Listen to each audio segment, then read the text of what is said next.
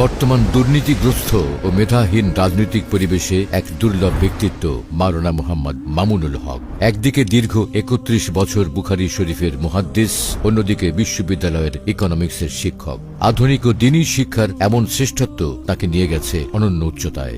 এই পাণ্ডিত্য ও সমৃদ্ধ পারিবারিক ঐতিহ্যই তাকে দান করেছে অদম্য সাহস এবং যে কাউকে মেধার লড়াইয়ে চ্যালেঞ্জ করার সক্ষমতা। জ্ঞান, রাজনৈতিক দক্ষতা ও আপোষহীন চারিত্রিক দৃঢ়তাই তাকে করে তুলেছে শোষকের আতঙ্ক এবং ইনসাফকামী মানুষের প্রিয় নেতা। মুসলিম প্রধান এই বাংলাদেশে মেধা, যোগ্যতা ও সততার সমন্বয়ে তিনি এক অপ্রতিরোধ্য আদর্শিক নাম। So let me take you back to 1973, যেখানে ঢাকায় এক অনন্য ইলমি ও বিপ্লবী ঐতিহ্যে জন্ম নেন মাওলানা মুহাম্মদ মামুনুল হক।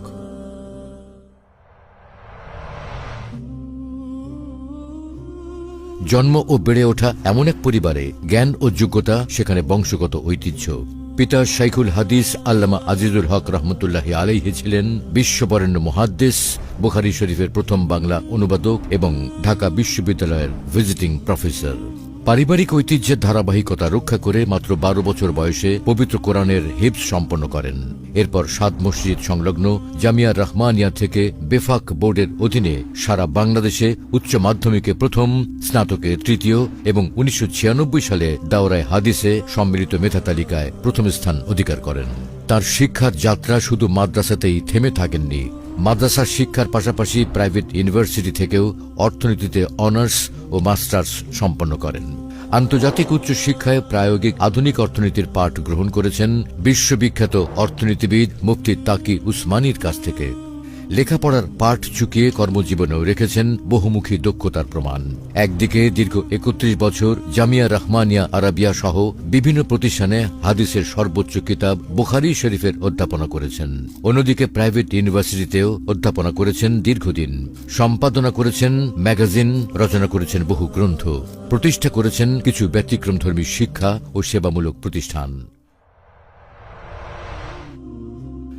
মাওলানা মামুনুল হকের জীবন কেবল আরামদায়ক লাইব্রেরিতে কাটেনি। তার জীবন গড়ে উঠেছে গণমানুষের সাথে কাঁধ মিলিয়ে রাজপথের মিছিলে আর জালিমের কারাগারে। রাজনীতির হাতে খড়ি হয় বাবার হাতে।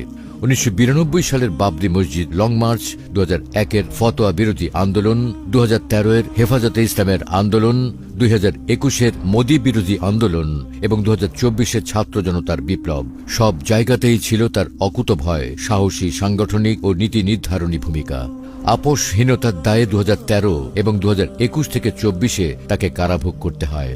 বাবরি মসজিদ ভাঙার প্রতিবাদে বাবরি মসজিদ প্রতিষ্ঠা, রাজপথে বুখারীর দর্স, ২০২৪-এ ছাত্র জনতার বিপ্লবে লাশ নিয়ে মিছিলের ঘোষণা, এসব সাম্প্রতিক কর্মসূচি তার রাজনৈতিক বিচক্ষণতা ও প্রভাবের উদাহরণ। বর্তমানে তিনি দায়িত্ব পালন করছেন বাংলাদেশ খেলাফত মজলিসের আমির হিসেবে এবং ২০২০ সাল থেকে হেফাজতে ইসলাম বাংলাদেশের যুগ্ম মহাসচিব হিসেবে দায়িত্ব পালন করছেন। অধ্যাপনা ও রাজনীতির পাশাপাশি তিনি একজন দরদী সমাজসেবক। রোহিঙ্গা সংকট থেকে শুরু করে ভয়াবহ বন্যায় আর্তমানবতার সেবায় তিনি সবসময় অগ্রণী। শাপলা স্মৃতি সংসদ প্রতিষ্ঠার মাধ্যমে শহীদ পরিবারগুলোর পাশে দাঁড়িয়েছেন দায়িত্বশীল অভিভাবকের মতো। ধর্ম, বর্ণ নির্বিশেষে ইনসাফ ভিত্তিক সমাজ প্রতিষ্ঠায় তার লক্ষ্য। মোহাম্মদপুরের মাটি ও মানুষের সাথে বেড়ে ওঠা আধিপত্যবাদ বিরোধী সুযোগ্য ও আপোষহীন এই নেতা জাতীয় সংসদ নির্বাচনে প্রতিদ্বন্দ্বিতা করছেন ঢাকা ১৩ আসন থেকে। জনমানুষের নেতা আপনার দুয়ারে। সন্ত্রাস আর চাঁদাবাজি মুক্ত ইনসাফপূর্ণ মোহাম্মদপুর গড়ার সিদ্ধান্ত নেওয়ার সময় এখন আপনার।